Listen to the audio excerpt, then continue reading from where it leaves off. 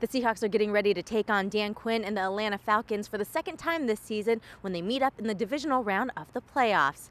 Quinn, who was Seattle's defensive coordinator the last two Super Bowl runs, unique challenges come up for this matchup. Looking forward to the preparation.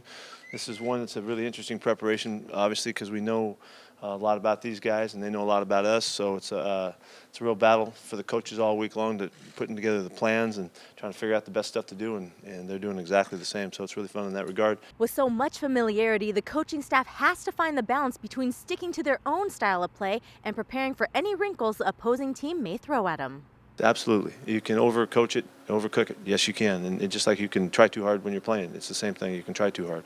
So there's coaching always is a call to the balance of how much is too much and how much is just right. And that's we have millions of ideas, and we have to really figure out what the players can handle and execute and that are going to fit.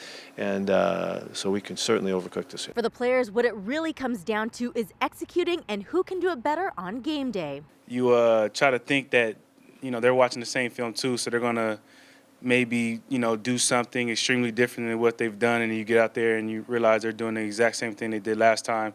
They're just trying to execute it better.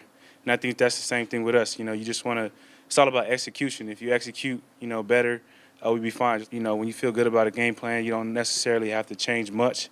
You just make sure you execute whatever game plan you have going into that week. Let's quickly talk about the health of the team. Running back C.J. Prosise practice on Tuesday. Coach will make a decision on his availability as we get closer to game day. Regarding defensive tackle Tony McDaniel, who missed the last game with a concussion, Carroll did not have an update, but we'll learn more about him later in the afternoon on Tuesday.